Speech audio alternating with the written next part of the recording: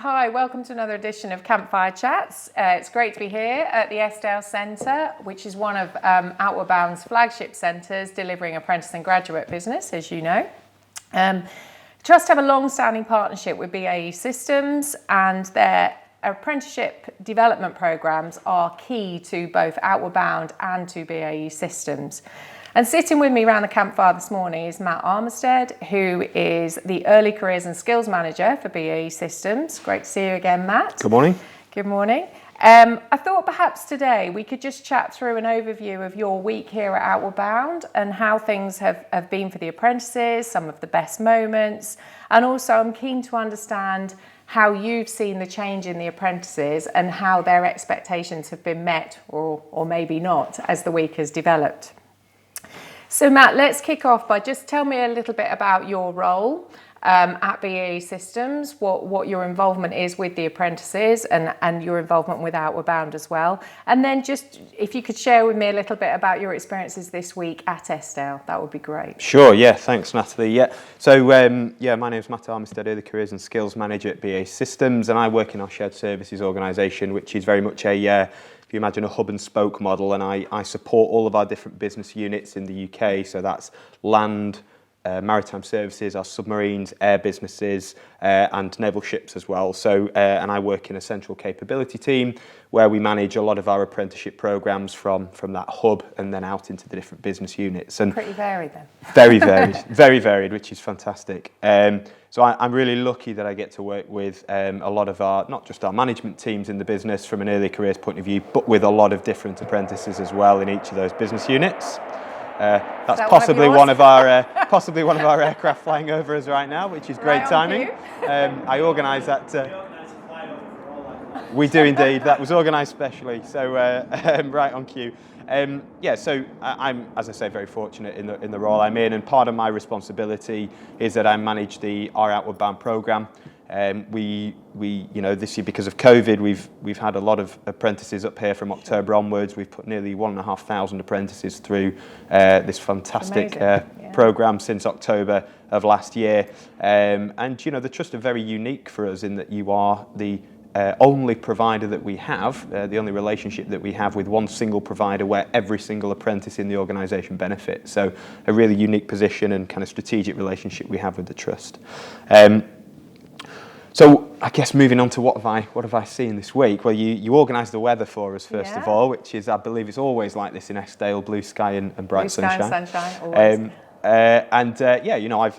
I've moved around some different groups this week, which has been fantastic. And one thing that's really obvious, we're talking on a Friday morning this week at the back end of the experience, is that we get a lot of apprentices a little bit nervous arriving up here because they perhaps haven't done something like this before. We bring apprentices from all over the UK, from in big cities, down on the coast, in various towns and cities throughout the UK. Some of whom have never visited Cumbria, the Lake District, before, so they don't know what to expect when they get here in terms of the geography, the unknown, right? Accommodation, no street lights, by Tuesday evening, some of those apprentices were camping, were wild camping under the stars, in this fantastic setting. So, just goes to show 24 hours in what a wonderful impact the Trust staff have in terms of settling everybody down. Our visiting staff that we bring up as well, who support the experience and help contextualise what they do here to what the apprentices will continue within their placements back in the business. So again, a huge change I've noticed since meeting the groups on Monday to Friday morning, where yes, everybody might be a little bit jaded, bit tired this morning because it's a busy week, but everybody's smiling. We have our presentations this morning where our apprentices are reflecting on their experience and reflecting really on their growth from Monday to Friday. So it's wonderful from a staff point of view to be able to understand on such a personal, deep level, anxieties and nervousness that may have been there prior to arriving, to then actually flourishing towards the back end of the week. So I think that's such a positive, And as you mentioned about the visiting staff, and I know BAE Systems are really supportive in sending, senior management up to support the apprentices during their week. How much emphasis as an organisation do you place on that, and what value does that add to the programme, do you feel? Yeah, so we have visiting staff for every group that come up here, and that might be 2 or 3, it could be 6 or 7, depending on the group size. And speaking with the other visiting staff as have been here this week, I would say our staff get just as much out of this, because they are able to build those relationships with their groups of apprentices. Our visiting staff are generally what we call our skills coach population, who are the ones who at the coal face with the apprentices. So they are able to build those fantastic relationships in a very, very different setting, get to know our apprentices in a much more informal environment and away from the kind of professionalism shirt and tie type operation. And also, I'd say from a safeguarding and a wellbeing perspective as well, this opens up so many more opportunities for apprentices to learn more about themselves, reflect on their own areas for development. But from a staffing point of view, it really does help us bond and build those trusting relationships, which, as I say, from a safeguarding wellbeing perspective as well, is equally important. Yeah, very much so. So Outward Bound has been in your programme for early talent development programmes for some time now, and you've talked a little bit about what added value it has, but is there any sort of is there a standout thing for you that it really adds to the programme for early talent, do you feel? There's many standout things. I think probably hard to pinpoint just one. We underpin our programmes with the trust we have 8 behaviours, 8 corporate behaviours, and they are things like creativity and courage and collaboration, to name 3 of them. And we underpin our programme here with all of those 8. And that for me not just supports the apprentices in a business context, it supports their preparation, because our 8 behaviours generally align to a lot of the behaviours contained within apprenticeship standards as well. Mm-hmm. So the experience that they have here also hugely contributes towards their endpoint assessment, and we encourage apprentices to reflect on their journey, to evidence what they do here, in their evidence portfolios and towards endpoint assessment. But also, it just you learn so much about yourself on a personal level. This experience can't not impact you in your personal life as well.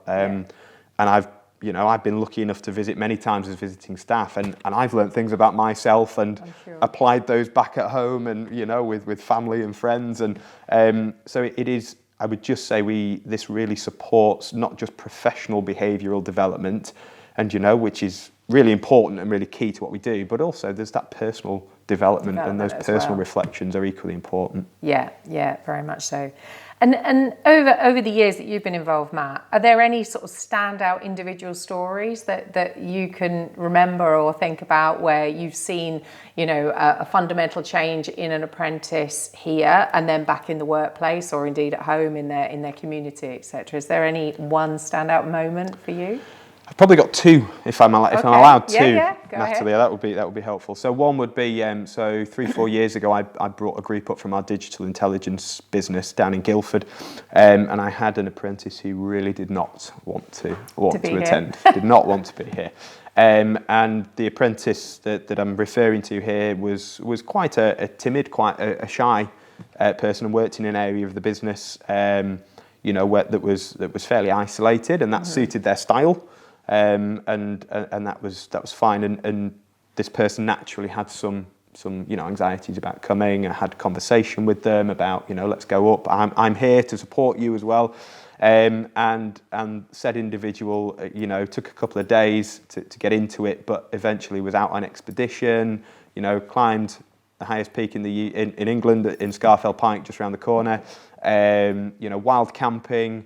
And then led the raft building exercise as the project manager on the Globe Tech activity. So huge change in a matter of days, and then that confidence that this individual took back to the organisation just really helped them flourish. And that doesn't have to be on a grand scale. They didn't suddenly go from being quite introverted and to suddenly being the opposite end, but actually was then able to voice some more opinions in meetings and sessions, and just gained that confidence to vocalise their ideas, which is hugely important, right, in business and in generating new ideas and business And development. just in etc. life as well as in business, isn't Absolutely. it? You know, having an opinion and being able to confidently share that, I think, is really valuable. As you talked earlier about personal development skills, never mind, you know, from a business angle. So, Absolutely. yeah, that is fantastic to hear. And I guess my second example would be, you know, we've recently had an apprentice up here who's based at our submarines organisation, who has a physical disability and was quite unsure. You know, this individual uses crutches to move around, and was quite nervous, understandably, about what can be quite a physical week. Yeah. And of course our staff supported him really positively, really well beforehand, and every credit to him. He came up, his team rallied round him, and he was able, with adaptations made of course to some of the exercises, which again testament to the staff here who were able to adapt and meet his needs. He took part in climbing, in abseiling, he was out on the lake and had just as much of an experience as everybody else did here. So I think, you know, from that inclusive point of view, that's another story that sticks in my mind fairly recently this year, around, you know, I think a really positive reflection on the Trust's ability to cater for everybody, and meet the need from an inclusive point of view. And for BAE Systems, because that's really important for you, I'm sure, to be inclusive and to ensure that all the programmes that you're offering as part of your apprenticeship can be inclusive for all as far as possible. So, absolutely. Yeah, that's fantastic to hear. Yeah. Thank you. So I know you've recently been subject to an Ofsted inspection. It'd just be good to hear, Matt, from BAE Systems' point of view, how that Ofsted went. That would be very valuable for us to hear. But also how this residential that you offer fits into your Ofsted criteria and your assessments for Ofsted. Where do we fit into that? How do you build this into your Ofsted? Sure. Yeah, so I mean, we were in the back end of 2021. We were subject to a full inspection, which, of course, anybody working in education knows that causes a few best week of your life. Yeah, a few sleepless nights and a bit of twitching. We were, you know, thanks to the hard work of our teams all across the UK and our kind of central capability teams, we came out with an outstanding rating from that full inspection. So, of course, you know, really proud of everybody, you know, who contributes towards that in BAE Systems, and hugely rewarding for all of our teams to know that they put in, you know, the work and effort as they do. And yeah, I mean, as part of our full inspection report, you know, the work that we do here with the Trust was mentioned as an absolute highlight in an apprentice's journey, and certainly positively contributed to that outstanding rating. We have internally at BAE Systems, we have a suite of behavioural development, of which all apprentices are able to access. And really the Outward Bound programme is kind of the star at the top of the tree, if you like, of our behavioural development journey. As I said earlier, every apprentice comes along. Yeah. And again, that behavioural journey was recognised as really key to our to achieving an outstanding rating. The investment that we put into our apprentices, every single apprentice in the organisation comes to this place and enjoys this experience. And that was recognised by Ofsted as hugely significant in our investment in our apprentices, and ultimately, you know, positively contributing towards their behavioural development journey, endpoint assessment and behaviours, etc. So yeah, hugely impactful, and recognised that our partnership and the work we do together is really successful towards that Ofsted rating. Yeah. And you're right, you know, you should be very proud as an organisation, because as you say, it's a lot of work goes into making sure that is a success for everyone. But it means such a lot and it's so important. Absolutely. So just going back to something you mentioned earlier, Matt, about when the apprentices are preparing to come away, and certainly what we have observed as an organisation working with many young people is post-pandemic how anxious some young people are. Mm-hmm. And that can be in the workplace, that can be in education, it can be at home, it can be anywhere.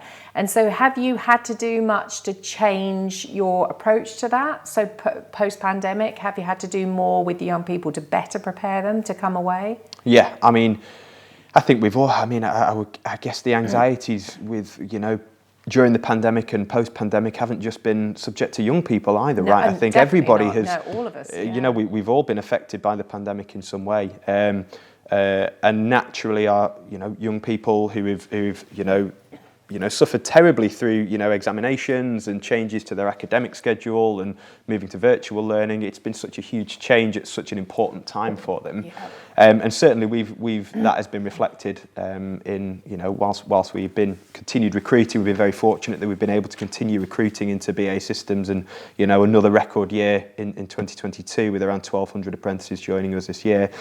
We do certainly and have noticed a rise in some of those sort of anxiety-related, reports and issues that people may be dealing with. And I think whilst the Outward Bound programme may to a degree initiate some of that, actually, because as we spoke to before, apprentices don't necessarily know what they're going to do and what have you. Yeah, we know, and I've been talking to groups this week who've said, actually, coming here has really helped settle me down. I felt a little bit nervous, anxious beforehand, but it's really helped to kind of gain a little bit of confidence, a bit more confidence back after what's been a time of great uncertainty. So certainly I would say that the programme can really, really help. You're here with a group of peers, or certainly for BAE Systems, they're here with groups of peers, with visiting staff, and generally that ethos of collaboration and support is so obvious, and the trust staff, really, really help that. What I would say in terms of preparation, you asked about preparation as well, and I think if I'm really honest with you, we've noticed a real gap in how we prepare apprentices for Outward Bound, and that is a piece of work we're sitting here filming and talking now, and this week we've had a lot of that, being done this week with your staff from the trust, and we are creating a series of videos of apprentice talking heads reflecting on their experience. So it's a bit more real for the apprentices, absolutely, so they can actually feel it more before they arrive. Absolutely, and we recognise the need to do more with and for our apprentices who are about to come on this programme to help them arrive with the right mindset. Yeah. Which is, you're going to be fed, you're going to be given a bed to sleep in. There's a toilet to use. You're not sleeping under the stars every night or anything like that. So just to help settle some, pre-match nerves, if you like. But also help apprentices arrive with that right mindset, that growth mindset, arriving ready to learn, be open to the experience, and in some ways, kind of being comfortable with feeling uncomfortable. So I think that's a big thing. We all experience anxieties and nerves around various things, and just getting comfortable with those feelings, I think, is a big thing. And I think the social interaction is quite a big deal as well, isn't it? Because through the pandemic, all of us, young people, adults, everyone alike, that whole world of interacting with others disappeared for such a long time. And so there is an element to which you're coming away on a residential for a week that you've got to build that back up for the young people as well, haven't you? So, that's great to hear. So just finally, Matt, I wanted to ask you, if you sort of cast your mind back on your experiences over the years and thinking about that transition from education into the world of work, if you could recommend 3 things to a young person that they need to kind of think about and prepare a little bit better in that bridge, what would you say to a young person? If you've got 3. If I've got 3, I have got 3. And I think it's a really important question, and I guess there's a lot of pressure put on I feel there is anyway, on young people to know what they want to do from a certain age. You need all the answers. You need all the answers. You need to know exactly what you're going to do for the rest of your life, and I personally feel that's just not a realistic expectation of young people. There's so much variety and choice, and do you know what? We're allowed to change our minds as well. I know. Personally speaking, I had a change in career sort of years ago. So I think the 3 things I would say is for young people to reflect really honestly on their areas of strength, because equally important to know your strengths, but also your areas for growth and development. And, certainly, if you are pursuing, going through a job application or interview, certainly for an early careers programme, I don't think organisations are looking for that polished article. No. If we wanted, often they want to create their own. Exactly. Yeah. So if organisations wanted a software engineer or a mechanical engineer, then they would go out and advertise for an experienced person, right? So So be okay with knowing that you are, you are not fully qualified, that you're not fully experienced. And employers, certainly from a BAE Systems point of view, we want to see that thirst for learning and that openness and attitude and being a sponge to soak up new experiences. So I think that's really key. Know your strengths, know your areas for development, and be open. Yeah. Be open about that. Fantastic. My second one would be around, know what you're interested in a broad sort of on a broad spectrum. I don't believe that at age, 16, 17, 18, you need to know what you want to do for the rest of your life, but it would be helpful to know that, you may be really interested in gaming or building websites. So actually a career in software engineering, cybersecurity, that might be a good start. Exactly. Could be a really good kind of next step for you, but you might not do that for the rest of your life. And there are, certainly for BAE Systems, we're a large enough organisation for people to come in, particularly as an apprentice with a broad skill set, to then be able to move around the organisation and do perhaps kind of slightly different things as well. So know what rough area you want to explore, but don't feel you need to commit to a specific job role or job title for the rest of your life. And I guess my third thing, and for me this is probably the most important and something that, when we interview young people, this is what I look for, is know what your beliefs and values are, and actually go and search out an organisation that aligns to that. Yes. So, whether that's sustainability or, green energy or, it could be anything. For us at BAE Systems, it's around, the armed forces ultimately, protecting our nation in a lot of ways. And so know what those real, what gets you out of bed in the morning. It could be helping people, supporting people.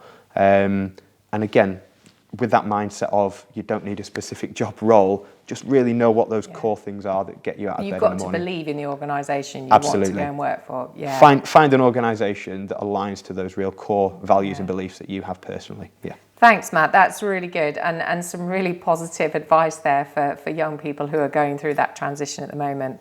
Well, look, it's been really lovely to chat to you this morning. Pleasure to see you again, and certainly up here in Eskdale. And I'm so glad the apprentices have had a really good week. So thank you everyone for joining in our campfire chat. Matt and I are now off to enjoy marshmallows and to perhaps have a game of fluffy bunnies. Are you up for a game? Bit of a challenge? I could probably manage to. Yeah, I might make it to two. Thanks.